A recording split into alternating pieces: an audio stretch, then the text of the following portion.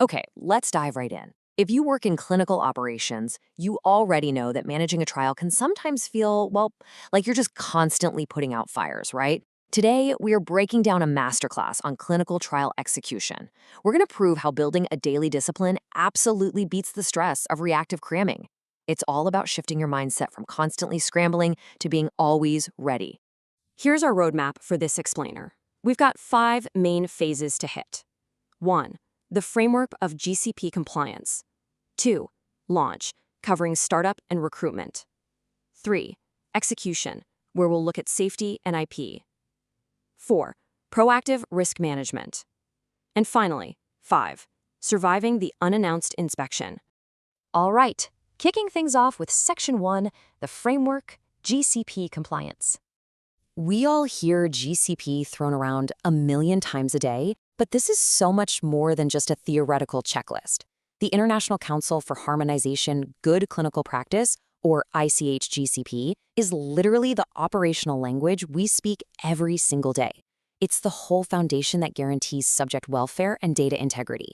Every call you make, every form you sign, it all ties right back here. And how do we actually prove that compliance? Well, we rely on the Alcoa documentation principles. Every action has to be attributable, legible, contemporaneous, original, and accurate.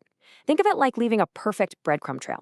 If you swap out a site or shift a major timeline, documenting it with Alcoa means that, 5 years from now, when an auditor starts poking around asking why you did it, the exact logic is sitting right there on the page. Moving right along to Section 2, launch, startup, and recruitment. Now look at these 6 activation gates. The absolutely critical takeaway here is that you cannot skip a single one of these without virtually guaranteeing an audit finding down the line. We all feel that immense pressure to hit first patient in, right? But if you try to cut corners like skipping a site initiation visit or bypassing that non-delegatable green light from the sponsor, you're just creating a massive compliance black hole that will, for sure, catch up to you. You need some serious operational discipline here. Why? Because an EU Clinical Trial Information System, or CTIS, submission takes roughly 106 days from end to end. That's over 3 months. So you have to run your regulatory and ethics submissions in parallel to save weeks of time. If you do them sequentially when you don't actually have to, you are just needlessly burning daylight before a single patient is even screened. All right, Section 3, execution, focusing on safety and investigational product. What really stands out here is the sheer speed required once you're live. Look at serious adverse events, or SAEs. They require a strict 24-hour reporting pipeline. This is exactly why having weekend backup contacts is completely non-negotiable. If a site logs a serious event on a Saturday morning, you can't just wait until Monday to let the sponsor know. The pipeline has to flow flawlessly, especially when you're racing toward that 7-day window for fatal SUSARs. Let's test that execution discipline with a scenario that happens way more often than you'd think. Imagine this. You have a highly sensitive biologic stuck in customs over the weekend, and the logger shows it hit 12 degrees Celsius for 90 minutes. Your immediate panic reflex is probably just to destroy it and ship a replacement, right? But hold on. Is that actually the right move? Actually, scratch that reflex. The right move is to quarantine the shipment first and then check the IMPD stability data. Never, ever reject something just on a gut feeling. Let the sponsor's CMC experts review the profile.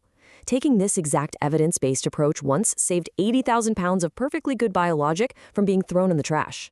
The data might show it can handle that brief temperature spike without a problem. So quarantine, investigate, document. Execution is also about retention. In a phase 3 oncology trial, losing just one single subject can cost over $1 million in lost statistical power. $1 million. It's wild. So it's not just about getting patients to sign up. It's about actively reducing their visit burden, helping them manage side effects, and genuinely supporting them so they cross the finish line. Next up is Section 4, Proactive Risk Management. This is where we talk about risk-based quality management, or RBQM. Basically, instead of trying to inspect every single thing with the exact same intensity, which is impossible, RBQM tells us to allocate our resources proportionally to the actual risks we flagged at kickoff. You pinpoint the critical to quality factors, like endpoint adjudication or IP cold chain integrity, and you focus your energy right there. I absolutely love this comparison. Tracking KPIs, key performance indicators, is great. It tells you how you're currently doing against your plan. But tracking KRIs, key risk indicators, that is a literal superpower. It flags emerging risks way before they mutate into audit findings. For example, if you notice a site's deviation rate quietly creeping up, that's a KRI. It means you can swoop in, offer some extra training, and fix the root cause before an inspector ever shows up. And that brings us to our final section, the always ready inspection. Did you know the #1 finding across all inspections is poor version control of the informed consent form? Consenting patients on outdated forms. It happens all the time, and it is 100% preventable with a simple weekly matrix reconciliation.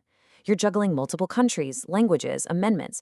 If a patient signs version 2 when version 3 is live, that is a huge red flag for an auditor. Keep your tracking matrix tight, and this becomes a total non-issue. When the inspectors actually do knock on the door, this is your choreography. It's all about tone. If you can greet them, notify QA, get them set up in a room, and provision live access to systems within the first 30 minutes, you immediately project a calm, controlled professionalism. It shows you aren't scrambling. And then, over that first week, you focus on building durable, corrective, and preventative actions.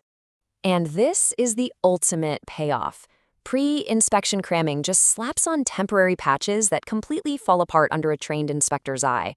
But an always-ready posture, that's about daily discipline. It means maintaining your trial master file at 95% currency or higher, tracking weekly health metrics, and running quarterly self-audits. When you do that, an unannounced inspection isn't a massive crisis. It's honestly just another Tuesday. This is one of the cleanest sponsor sites I've audited. That is a direct quote from an unannounced EMA inspector.